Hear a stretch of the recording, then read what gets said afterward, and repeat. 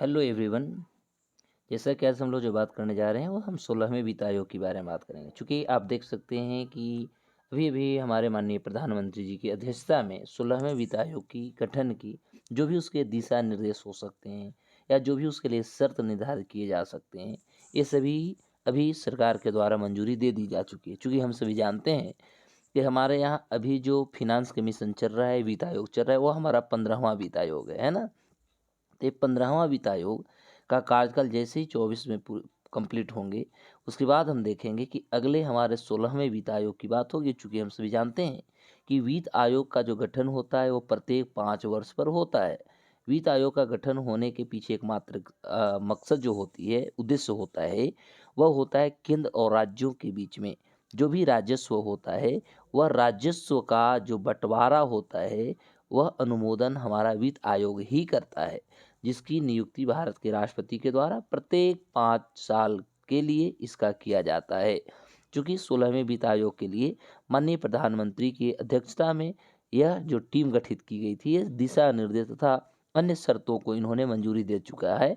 तो आज हम बात करने वाले हैं 16वें वित्त आयोग को लेकर के सरकार ने क्या कहा, सरकार ने क्या दिशा निर्देश दिया, सरकार ने क्या शर्तें मंजूरी की।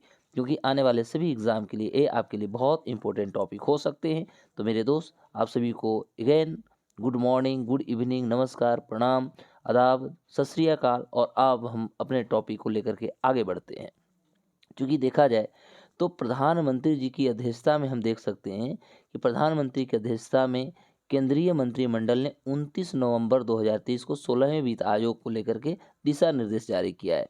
तो 16वें जो हमारा वित्त आयोग है, इसके संदर्भ में जो दिशा निर्देश जारी किए गए, इसे असली सूचित किया जा चुका है।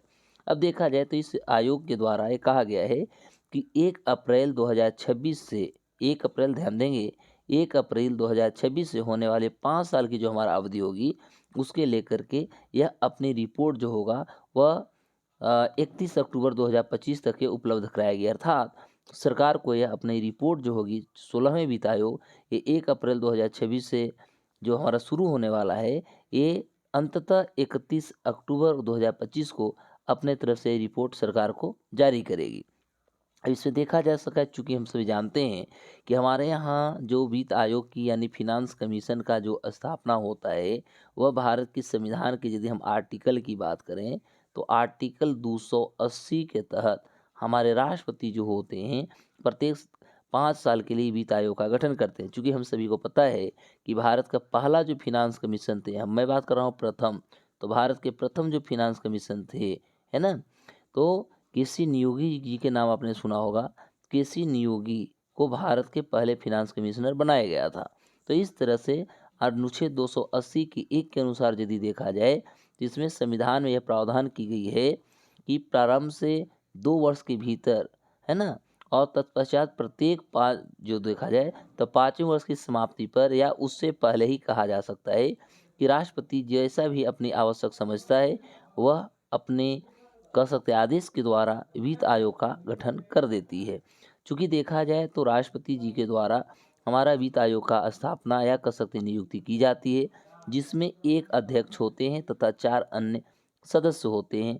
अर्थात कह सकते हैं कि यह 5 सदस्यीय वाला एक पीठ है या 5 सदस्य वाला कह सकते हैं कि यह एक हमारी संस्था है। इस प्रकार हम ये भी कह सकते हैं कि हमारा वित्त आयोग जो होती है एक संवैधानिक, अर्ध न्यायिक तथा सलाहकारी निकाय के रूप में जाना जाता है। तो ये भी आपसे एग्जाम में बार बार पूछता है कि हमारा वित्त आयोग क्या है, तो जवाब देंगे कि यह एक संवैधानिक, अर्ध न्यायिक, साथ ही साथ सलाहकारी निकाय है ना? ये 15वें जो वित्त आयोग का गठन हुआ था, इसमें भारत के राष्ट्रपति के द्वारा अनुच्छेद 280 के तहत ये 27 नवंबर 2017 को इसकी नियुक्ति हुई थी। तो बाय द वे एग्जाम में पूछा जा सकता है कि हमारे 15वें वित्त आयोग कौन है, तो इनका जवाब हो जाएगा एन के सिंह। याद रखेंगे, 15वें जो हमारा वित्त आयोग है वो कौन है? एन के सिंह। पूरा नाम पूछेगा तो हो जाएगा नंद किशोर सिंह, जिनकी नियुक्ति 27 नवंबर 2017 को किया गया था। तो आज हम लोग इस एपिसोड में देखने की कोशिश की कि 16वें वित्त आयोग हमारी आ रही है और 16वें वित्त आयोग अपनी रिपोर्ट कब प्रस्तुत करेगी तथा 16वें वित्त आयोग जो होगी इसकी कार्यकाल कब से शुरुआत मानी जाएगी, ये चीज़ों को आज हम अध्ययन करने की कोशिश करते हैं। फिर हम लोग इसी तरह छोटे कोई न्यूज़ जैसे फ्लैश होती है सरकार के द्वारा, उससे मैं आपको पुनः अवगत कराऊँगा।